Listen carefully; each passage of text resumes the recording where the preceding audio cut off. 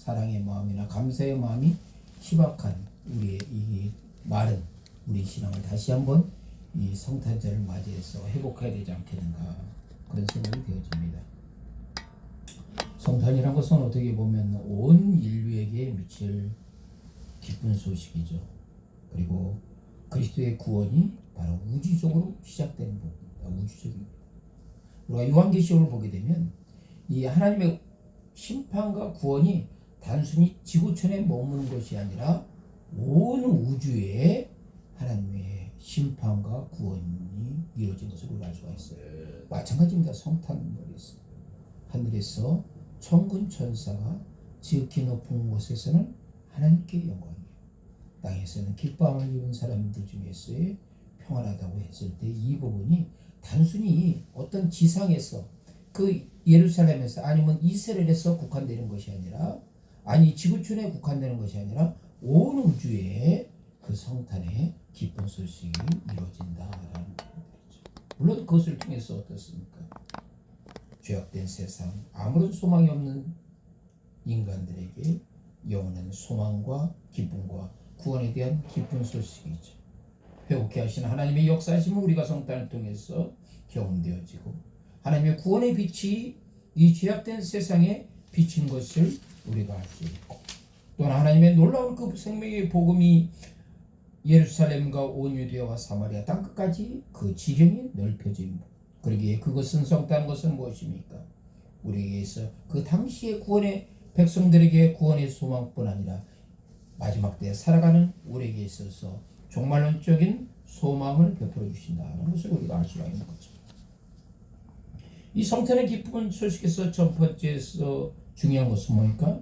그분이 하나님 아들 예수 그리스도께서 인카네이션, 성육신하셨다는 부분들이죠. 우주의 설계자이신, 우주의 디자인하신, 우주를 디자인하신 그 하나님의 아들, 그분이 인간으로 오셨다는 부분들입니다. 그 니케아 회의 때에 바로 예수는 참 하나님 아들이시다, 참 인간이다 부분들이 이제 규정되는 부분이죠. 사실 이 당시에 신학자들이 아리우스 학파와 아타나시오 학파가 서로 피터지게 싸웠습니다. 이 당시에 아리우스 학파는 뭘 주장했냐면 예수님은 영원한 존재가 아니다, 인간일 뿐이다, 성부 하나님의 종속적인 개념이다 라고 이렇게 아리우스 학파는, 그래서 처음에는 이것이 많이 번졌어요. 그래서 이 아리우스 학파의 이 주장이, 신학적인 주장이 우세했는데 갑자기 해석같이 누가 나타났습니까? 아타나시우스가 나왔습니다. 그래서 아타나시우스는 무슨 예수님이 피조물이냐, 예수님은 바로 하나님의 아들이시다는 부분에 대해서 해서 결국은 뭡니까? 아리우스는 어디로? 이단으로. 그래서 아타나시우스에서 그것이 바로 니케아 회의에서 결정된 거죠. 그리고 그 이후에는 계속 어떻습니까? 예수님은 하나님의 아들이시면서 동시에 예수님은 인간이시다, 인간이시다. 그 부분이 어떻게 됐습니까? 바로 성탄을 통해서 나타난 거예요. 구유에 누운 아기 예수가 바로 예수님이 인카네이션, 성육신하셨던 그게 뭐가 됩니까? 표적이 됐다는 얘기예요. 표적이. 이게 상당히 중요한 의미를 갖고 있어요. 그 당시에 그 영지주의나 기타 헬라 철학이나 이런 모든 것들이 영향을 받아서 어딘가 이 영혼에 대한 것에 대해서 고귀한 부분에서 강조했지만은 이 육신에 대해서는 상당히 부정적으로 생각을 했어요. 그래서 어떻게 하나님의 아들이신 예수님께서 인간의 모습으로 올 수가 있느냐, 그 부분에서 납득을 못했던 부분들이죠. 그러나 구유에 누이신 아기 예수가 진정한 바로 인간이시다, 그 부분을 증명하는 거죠. 그러기에 어떻게 생각? 빌립보서 2장 5절 6절 7절 8절이니까 너희 안에 이 마음 품으라 곧 그리스도 예수의 마음이니 그는 근본 하나님의 보다 본체시나 하나님과 동등됨으로써 취할 것으로 여기지 아니하시고 오히려 자기를 비워 종의 형체를 가졌다고 그랬죠. 그리고 그 종의 형체가 뭐니까 사람들과 같이 되었고 사람의 모양으로 나타나셨다. 그래서 바로 인카네이션 부분에 대해서 그게 나오는 부분이 있어요. 그러기에 요한복음의 기자는 뭡니까? 말씀이 육신이 되어서 우리 가운데 거하심에 우리가 그 영광을 보니 하나님의 영광이라고 했어요. 아멘. 말씀이 육신이 됐다. 예수님께서 말씀하시잖아요. 이 땅에서 그분의 공생의 사역할 때 내가 한 말은 내가 자의적으로 한 말이 아니라 아버지께서 나에게 주신 말씀이라고 하는 거예요. 그래서 말씀이 육신이 됐다는 부분들이에요. 하나님께서 바로 인간의 언어로서 우리에게 말씀하셨다. 누구를 통해서? 예수 그를 통해서. 그래서 이 부분에 대해서 중요한 성탄이 중요한 메시지를 갖고 있습니다. 그분은 이 땅에 오신 것을 통해서 말씀이 육신이 되어 오신 겁니다. 또한 그분은 어떻습니까? 낮아짐을 통해서.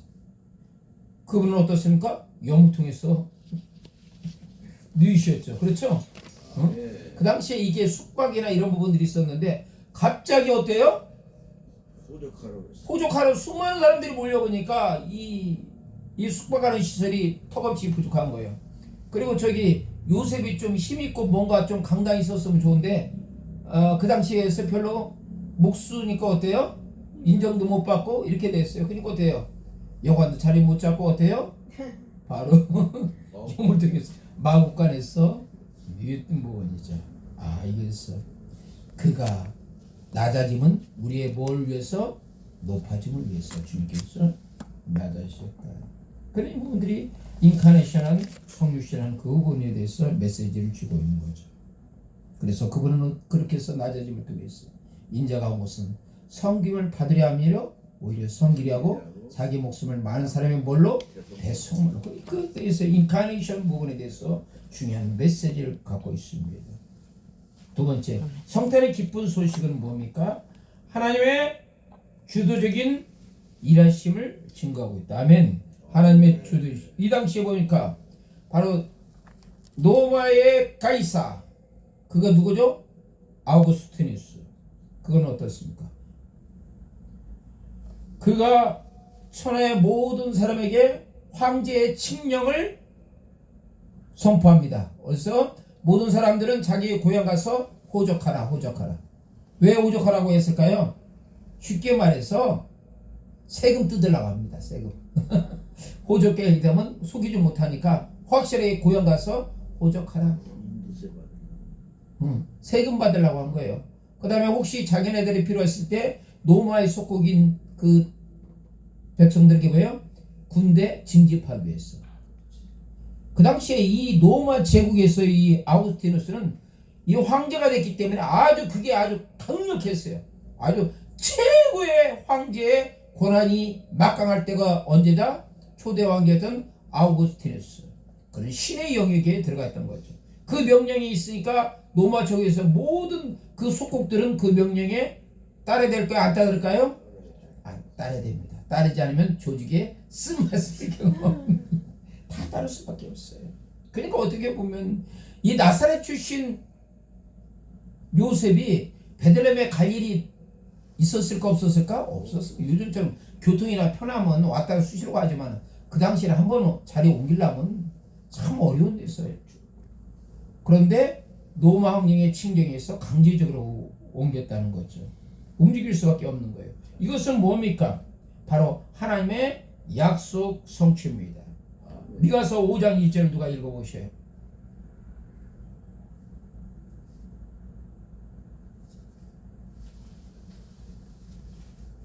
미가서 5장 2절.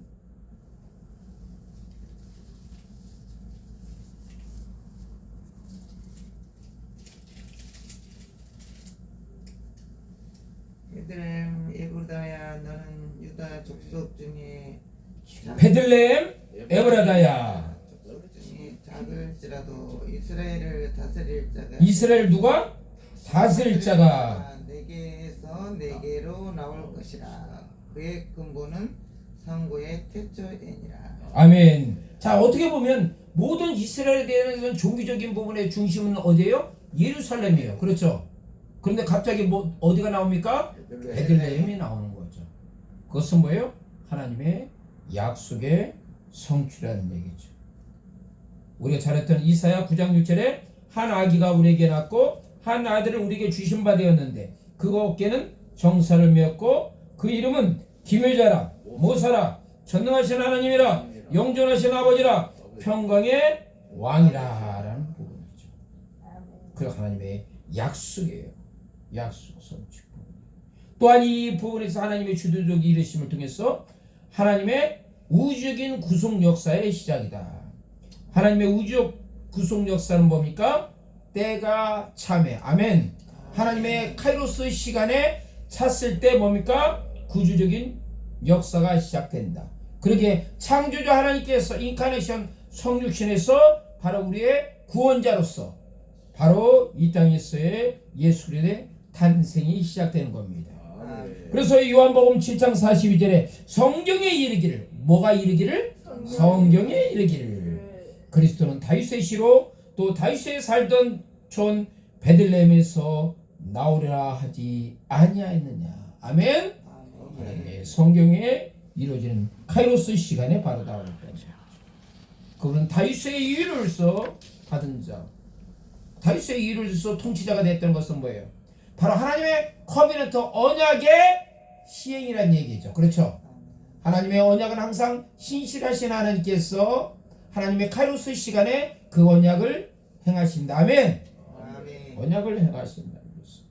그렇게 하나님의 아들의 증거 부분에 대해서는 그 부분에서 이 계시의 바로 진정성을 나타내는 부분이고 그분은 어떻습니까?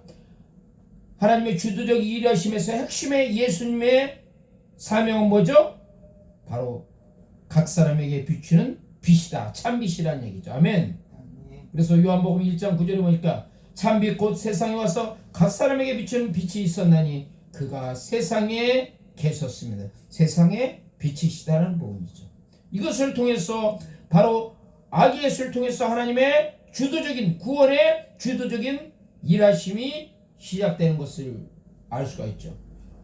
세 번째, 기쁨의 소식은 무엇입니까? 예수 그리스도는 우리의 참 기쁨이 되신다는 거죠. 왜 기쁨이 됩니까? 그분은 예수 그리스도는 누구시다? 만민의 뭐가 됩니까? 구주요 구세주가 되신다는 거죠. 그렇죠? 구주와 구세주가 되신다. 죄와 죽음에서 건지시는 구세주가 되신다. 누가? 예수께서. 그러기에 세례 요한은 예수님에 대해서 어떻게 증거? 보라! 세상 죄를 지고 가는 어린 양이라고 증거하는 거죠. 아멘? 세상 죄를 지고 가는 어린 양이라고 증거하는 부분이요. 그분이 구세주가 된다는 것은 하나님과 우리 사이의 관계를 어떻게 하신다? 그분이 회복하게 하신다. 아멘. 하나님과 우리 사이에서 항상 뭐가 가로막고 있어요? 그놈의 죄가 가로막고 있죠. 그렇죠? 그놈의 죄가 하나님과 우리 사이에 가로했어요. 여호와의 손이 짧아서 우리를 구원치 못하십니다. 귀가 둔하여 우리를 구원치 못하십니다. 오직 너희 죄가 너희와 너희 하나님 사이에 간극이 된 거예요. 아멘. 그 죄를 파괴시켜버리고 완전히 십자가에 못 박는 것이 그분이 누구요? 바로 세상 죄를 지고 하시는 그 어린 양, 인카네이션한 성육신한 예수라는 얘기죠. 그분을 통해서 우리는 하나님과의 관계가 회복됩니다. 사망의 그 가로막힌 그것을 하고 우리 죄에 대해서 부분에 대해서 있고 또한 그분이 어떻습니까? 십자가에 못 박혀 주시면 하나님의 공의가 만족해야 되는 겁니다. 또한 그분을 통해서 무엇이 되니까 당연히 우리는 죄 문제를 해결할 수가 있는 거죠. 누가복음 1장 16절에 하나님이 그의 백성을 속량하셨도다. 누구를 통해서? 성육신한 인카네이션한 바로 예수를 통해서 그분을 했습니다. 여기서 진정한 주님께서 이루시는 그 구원 역사에 이루신 보니까 에이레네 뭐죠? 평화. 에이레네입니다. 에이레네 평화입니다. 이 당시에 이 평화라는 의미가 상당히 그 당시에 로마 제국에 속한 모든 식민지 사람들한테 이 평화는 늘 그들이 듣던 소리예요. 팍스 노마나. 로마 제국이 다스리는 모든 지역은 뭐를 보장한다? 팍스 로마나. 평화를 보장한다고 그랬어요. 근데 그 평화는 어떤 평화예요? 신과 폭력에 의한 평화예요. 그렇죠? 신과 폭력에 대한 평화. 그러나 주님께서 우리에게 주시는 에이레네 평화는 뭡니까? 바로 화목해 해주시는 평화다. 아멘. 로마서 5장 1절에 우리가 믿음으로 의롭다함을 받으셨으니 예수 그리스도로 말미암아 하나님과 더불어서 뭐를 누리자? 화평을 누리자라는